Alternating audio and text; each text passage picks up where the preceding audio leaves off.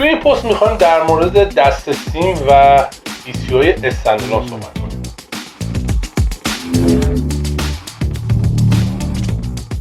من و مهران تصمیم گرفتیم که در قالب چند تا پست یا چند تا حالا ریلز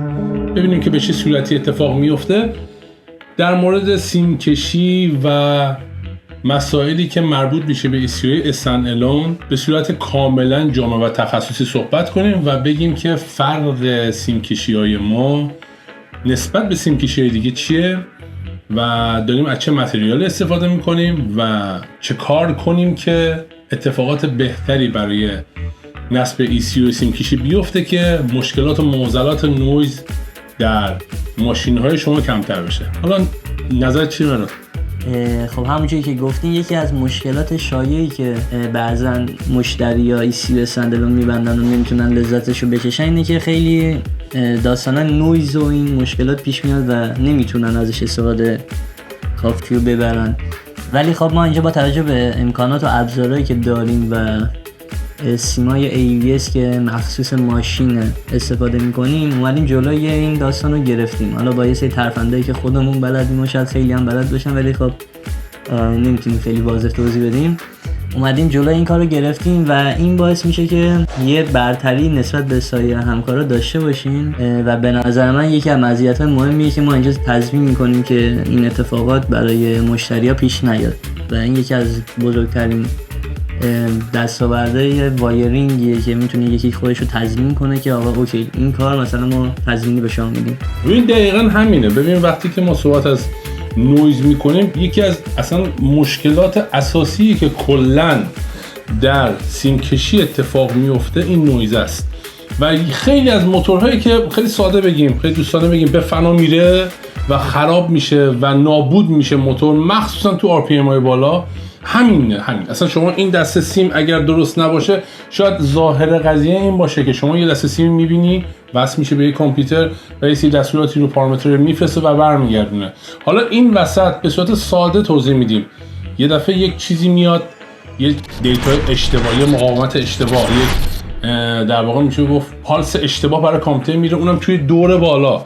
و همین یه موتوری که شاید 150 میلیون 200 میلیون مخصوصا توی توربو 400 میلیون 500 میلیون این تنگ میریزه پایین، یعنی عملاً باعث میشه که هم کار شما زیر سوال میره هم خرابی به بار میاره و یک ضرری رو ایجاد میکنه که شاید خیلی ها به خاطر همین موضوع این بحث ماشین و ماشین جمع کردن و موتور جمع کردن میذارن کنار و من کاملا با مهران موافقم. ما تضمین میکنیم این موضوع رو که در شرایطی که در مجموعه خودمون نصب بشه شما نویز رو تقریبا میشه گفت به صفر نزدیک میکنیم. فرقی هم نمیکنه برای ما کامپیوتر فابریک ماشین چی باشه. خیلی ها با خیلی از کامپیوترها به مشکل میخورن ولی ما این اتفاق برای ما رخ نمیده. البته که ما این دسته سیما رو وقتی آماده میکنیم براتون ارسال میکنیم تضمین میکنیم که اگه با توجه به اون اصولی که ما براتون کلیپ میفرستیم ببندیم و نصب کنیم به اصطلاح، باز هم تضمین میکنیم که هیچ مشکلی براتون پیش نیاد و بتونین لذتشو ببرین و استفاده که از یه ECU استندالون میشه کرد و تا انتهاش بریم. من فکر میکنم اون نکته هم بگیم که هر کی دست سیم رو از ما بخره و از ما تهیه کنه چه چیزی رو میذاریم اینا هم بگیم بد نیست. آره ما تصمیم گرفتیم کسایی که از ما خرید کنن به پاس قدردانی ازشون هم کلیپ آموزش نصبشو در اختیارشون بذاریم و از هم مهمتر یه بیس مپ که بتونه ماشین رو روشن کنه و تو دوره آیدل و تا حالا دوره 3000 4000 5000 ماشین کار کنه صاف کار کنه رو براشون ارسال کنیم دامپشو و از این نظر فکر می‌کنم از خیلی جاها جلوتریم و همین کار به ظاهر کوچیک شاید شما رو چندین میلیون جلو بندازه. قطعاً خب همینه. ببین وقتی که ما میگیم بیس مپ خیلی ها بیس مپ به معنای روشن شدن ماشین در نظر میگیرن ولی ما اینو نمیگیم. ما تا جایی که ماشین یک دور ایدال و نرمال رو بخوره و بتونین استفاده کنید و برای آب بندی ماشین رو مورد تردد قرار بدین تا اونجا براتون پیش میریم و به صورت کاملا رایگان همین کار انجام میدیم و روی دست سیممون تقدیمتون میکنیم و از اون ورم شما اگر یه آدم تقریبا میشه آماتور هم باشید با توجه به اینکه بچه‌های ما هستن و کمکشون میکنن خیلی راحت هم نصب کنن. دست سیم‌های ما جوری هستش که خیلی ساده نصب میشه و اون شرایط نویزپذیر هم بهتون میگیم که چجوری رعایت کنید که به مشکل نخورید. به قول مهران راست میگه، به ظاهر ساده است ولی اصل داستان باطن قضیه است که خیلی نکات ظریفی داره که رعایت بشه و اگر رعایت کنید مطمئن باشید از بستن ECU استند الون به شدت راضی خواهید بود و لذتشو میبرید. یه نکته هم این وسط بگم، خیلی از همکارا دست سیمایی که ارسال میکنن به سر کشور به قول خودشون و به قول مشتری ها دست سیم کامله، ولی اینجوری نیست. ما اینجا اگه نگاه کنیم دست سیمو به صورت کاملا آماده نصب براتون تهیه میکنیم، یعنی حتی باکس رله و فیوزا رو همه چی رو براتون وصل میکنیم، حتی سرسیمای برق و منفیا و همه چی و دیجیتال آنالوگا و پروگرامبل تیبلاش هم براتون راه اندازی میکنیم و براتون می‌نویسیم که کدومو بعد به کجا وصل کنین و اینجوری میتونین از لذت لانچ‌های آتشی و به قول معروف سویچ مپ و این چیزا و شیفت لایت ها هم استفاده کنین و حالا اگه پارامترهای دیگه هم نیاز داشته باشین میتونین اونا هم براتون راه اندازی کنین و این به نظرم خیلی مزیت خوبیه. خب قطعاً این چیزی که میگی درسته. خب تمام این پارامترها حالا بستگی به نوع ECU که انتخاب میکنید، ECU استند الونی که ما داریم صحبت میکنیم در واقع در حال حاضر در ایران و به قیمت مناسبی که ارائه میشه بر پایه مگا هستن. ما خودمون پیشنهادمون حالا ECU های HN هست، دلیلم به خاطر یه سری از پارامترهایی که سازندش آقای دکتر حافظ نوری رعایت کرده و داریم در واقع میشه گفت استفاده میکنیم.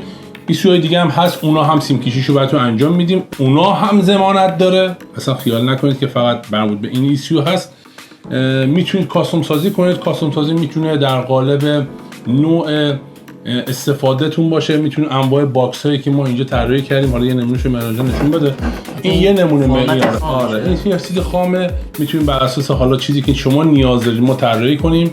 میتونیم انواع دکمه ها رو بذاریم براتون استفاده کنید. حتی یه نکته هم که هست، حالا ما عکس کامل این رله باکس رو براتون میذاریم آماده شد. این وسط جای یک به قول معروف پارامتر نشون دهنده، نمیدونم حالا چی بهش میگن، میتونید براتون ولتاژ باتری یا دم آب یا به قول معروف هر چیزی که نیاز دارید، هر چیزی نیاز دارید براتون راه اندازی کنیم که یکی از پارامترها خیلی مهمه برای ماشین بازا، بعد اینا رو دقت کنم بهش، چون هر کدوم از اینا اگه یه به مشکل بخوره یا به موتورشون صدمه وارد میشه یا به ادوات برقیش. و این رله باکس حتی به صورت اختصاصی براتون طراحی میشه و توی دست سیمایی که ما ارسال میکنیم نیست، دست سیمایی که فابریک ارسال میکنیم این مدلیه، اینا هم تکمیله ولی خب دکمه‌ای